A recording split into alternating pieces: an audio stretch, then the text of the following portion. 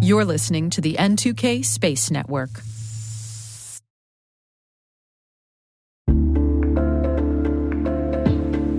Strata is your solution for securing on-prem and cloud apps without the hassle of refactoring. Modernize legacy systems with MFA or passwordless authentication and ensure continuous identity availability across multi-cloud environments. Say goodbye to tech debt and hello to seamless integration. Strata helps you reduce stress and gain control over your identity architecture, enhancing security and efficiency. Join industry leaders like 3M, Navy Federal, and Kroger who trust Strata for their identity needs. Visit strata.io/cyberwire to share your biggest identity challenge and receive a complimentary pair of AirPods Pro. Don't miss out. Transform your identity management today at strata.io/cyberwire. And our thanks to Strata for being a longtime friend and supporter of this podcast.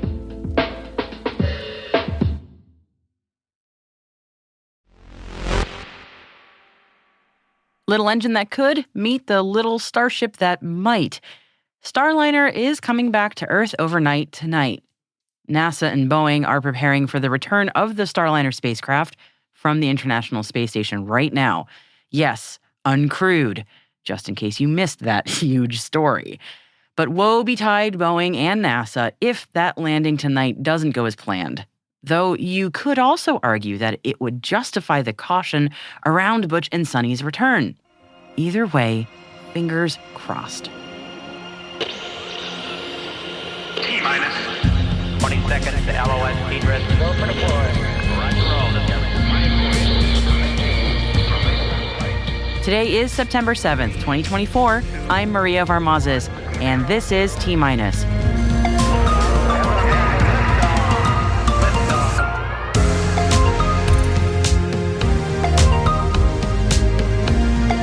Starliner's set to return. Varda Space cinches their next re-entry license ahead of time. NASA and DARPA to collaborate on a servicing demo in GEO. And Elysia Segal from NSF will be bringing us the Space Traffic Report, taking a look at the space launch news from the week that has been, and a look ahead at the week to come.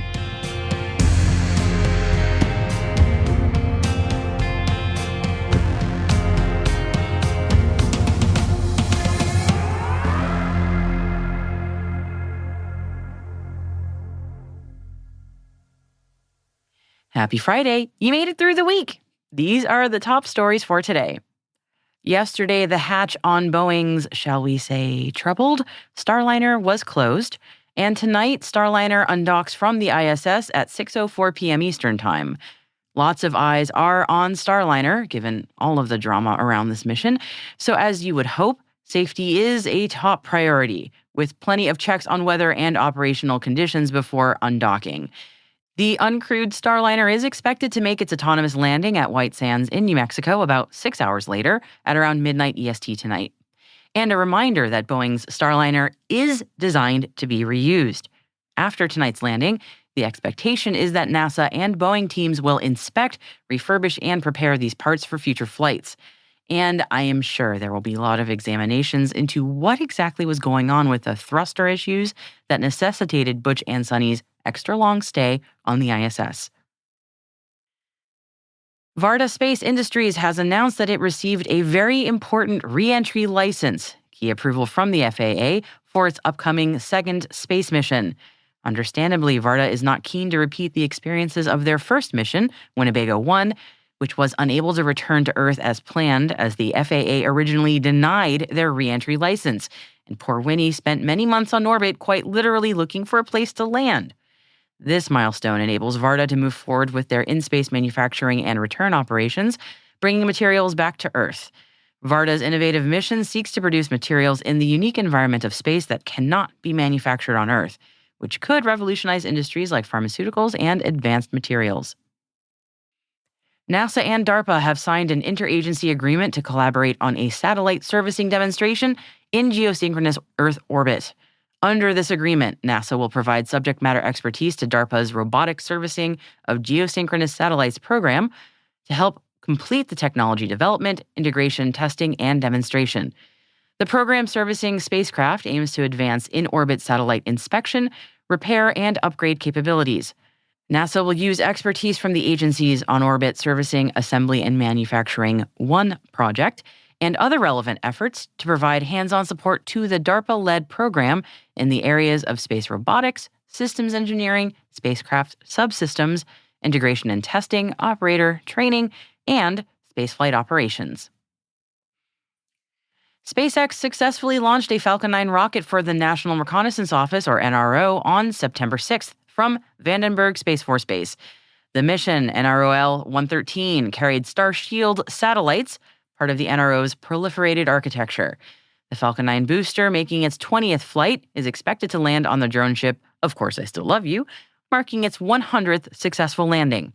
The mission is part of NRO's rapid deployment efforts, with 6 similar launches planned for 2024.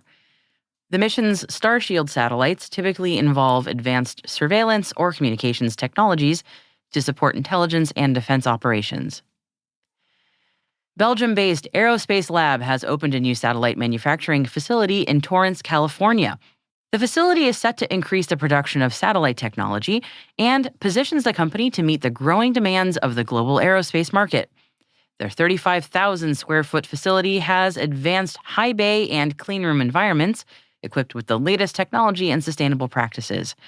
The company also says that it's capable of producing, on average, 2 satellites a week on a single shift schedule. Aerospace Lab will begin assembly, integration, and testing of its satellite system solution for Zona Space Systems in the facility in the 4th quarter. NOAA awarded 2 contracts under the Radio Occultation Data Buy 2 program on September 4th, one to Planet IQ and the other to Spire Global. These contracts are worth over $10 million and will supply NOAA with 3,000 daily GNSS-RO data profiles for weather forecasting over a year.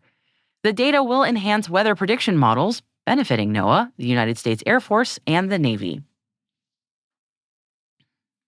Cislunar Industries will provide Advanced Power Processing Units, or PPUs, for Atomos Space's next-generation orbital transfer vehicle called Quark. Quark performs rendezvous, docking, capture, and relocation of satellites in various Earth and beyond Earth orbits. Atomos Space uses high-power electric propulsion for Quark, and PPUs are a critical element of the propulsion system. According to the press release from the companies, Cislunar Industries' PPU will allow their supported propulsion system to run at a higher power, higher efficiency, and higher reliability, while taking up less volume and mass on the spacecraft to enable Quark's best-in-class performance. NASA awarded Jacobs Technology a $973.7 million contract to support operations at Langley Research Center in Virginia. The contract includes engineering, research, and maintenance services, with a phase-in period starting October 1st of this year. It includes a 15-month base period, plus 5 operational periods that could extend until 2035. Jacobs will assist in research and operations across the center, focusing on Earth and space sciences initiatives.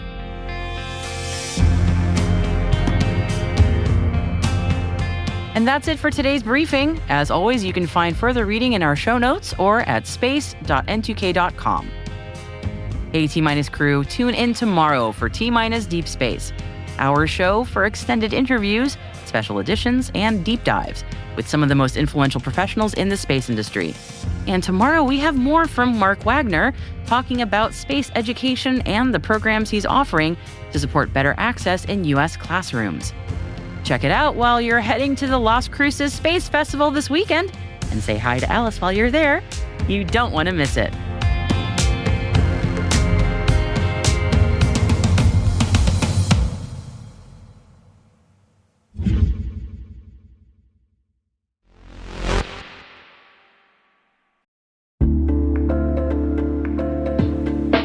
Hey everybody, Dave here. Have you ever wondered where your personal information is lurking online?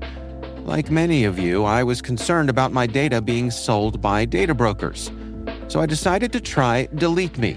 I have to say, Delete Me is a game changer. Within days of signing up, they started removing my personal information from hundreds of data brokers. I finally have peace of mind knowing my data privacy is protected, Delete Me's team does all the work for you with detailed reports, so you know exactly what's been done. Take control of your data and keep your private life private by signing up for Delete Me. Now at a special discount for our listeners. Today, get 20% off your Delete Me plan when you go to joindeleteme.com/N2K and use promo code N2K at checkout. The only way to get 20% off is to go to joindeleteme.com/N2K and enter code N2K at checkout. That's joindeleteme.com/N2K, code N2K.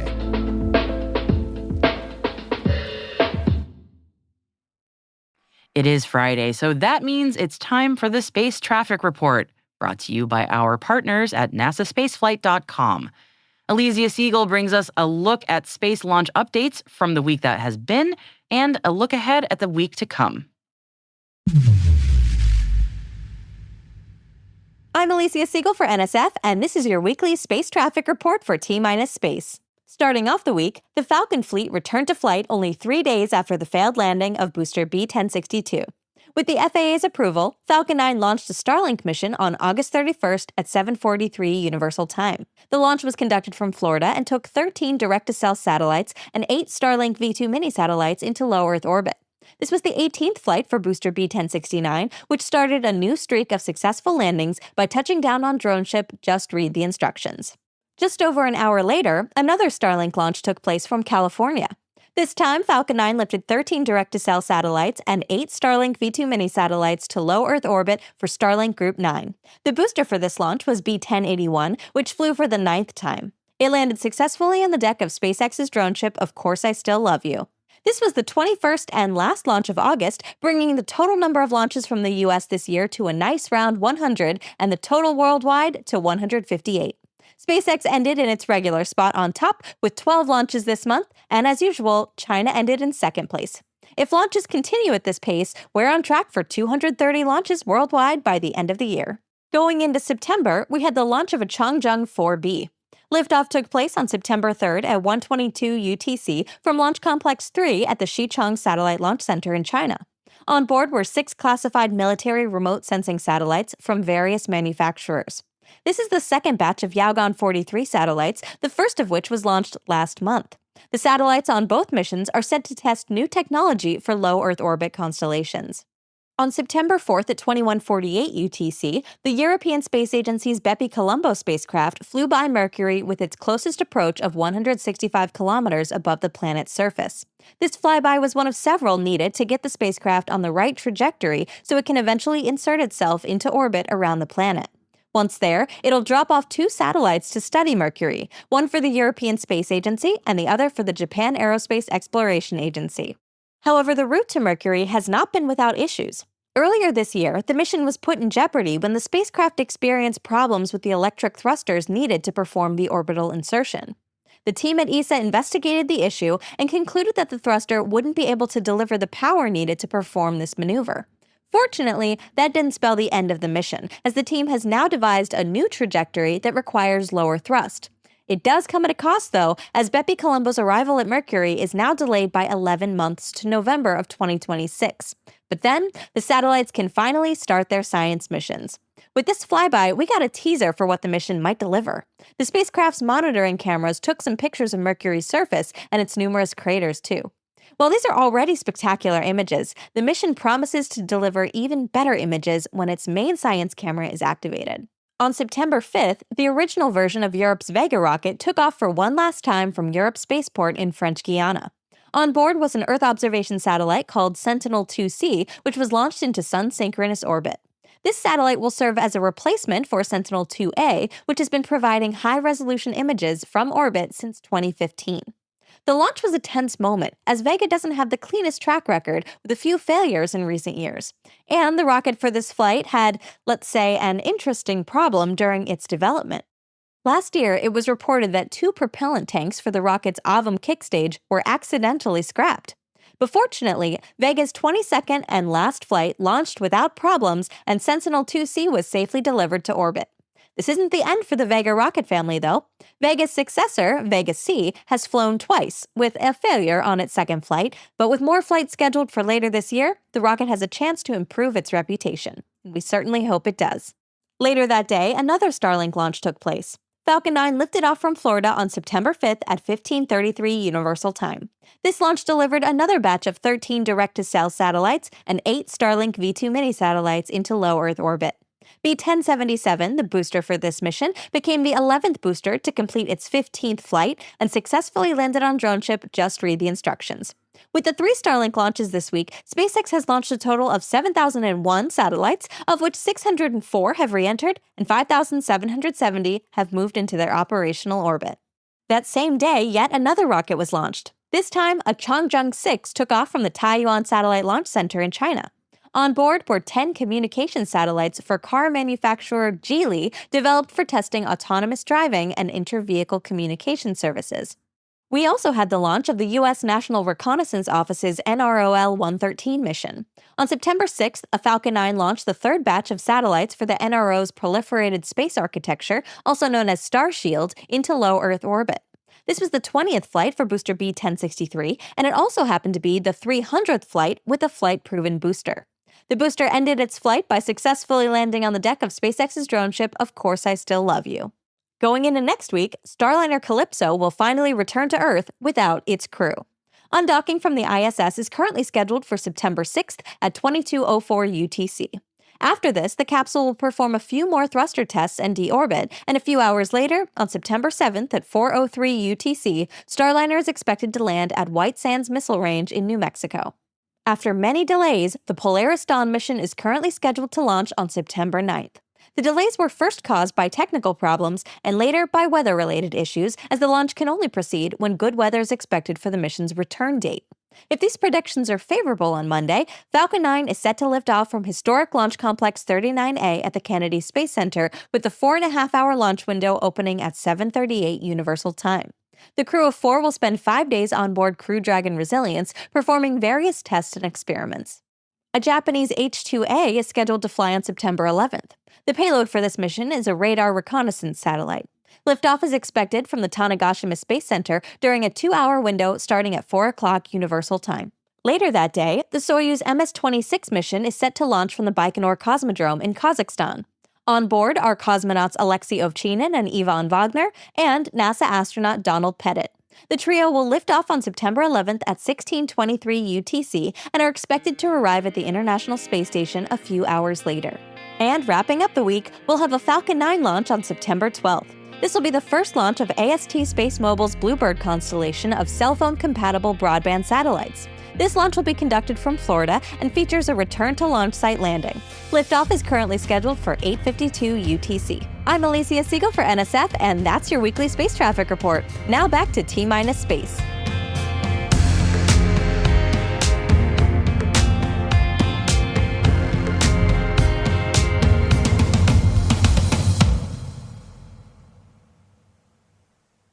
We'll be right back.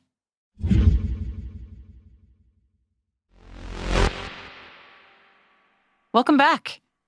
Many, many years ago, probably while I was watching Star Trek, I learned that solar sails were a thing. Instead of your traditional nautical sail that harnesses the power of wind to push a craft along, a solar sail propels a craft with the power of photons emitted by our sun. As these tiny, tiny, tiny photons bounce off the sail, even though they do not have mass, they can still influence an object enough to generate movement. And in theory, with the constant photon pressure from the sun, over time, perhaps a very, very long time, but still, you can pick up some great speeds. No messy propellants or finicky thrusters needed. But yes, you do need a big sail for this, and the boom arm that extends the sail out right now has been rather limited by what we can manufacture that's both lightweight, stiff, and strong. But Nano Avionics has been working with NASA to test out their new composite boom arms on a 12U CubeSat solar sail that launched just a few months ago, the Advanced Composite Solar Sail System, or ACS-3. And as of late August, ACS-3's boom arms have been fully extended and the sails are hoisted. It's all fully deployed. We got our first views of the sail and its booms all unfurled just this Wednesday, thanks to the onboard cameras. And now those of us on the ground also have a chance to keep an eye on this gorgeous solar sail. Fully deployed, the sails are about 80 square meters, or in Freedom units, 860 square feet / 6 parking lots. Though it is in a higher orbit than the International Space Station, it is highly reflective. So yes, it's actually visible to the naked eye if you catch it at the right time, as it's moving quite fast and it is also quite bright.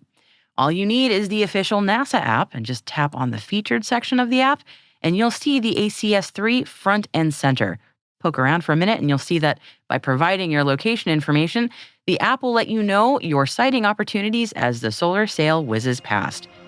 From sci-fi to sci-fact, I absolutely love it.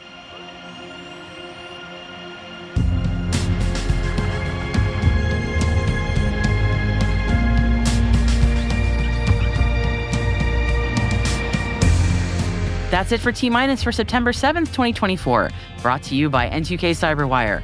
For additional resources from today's report, check out our show notes at space.n2k.com. We'd love to know what you think of this podcast.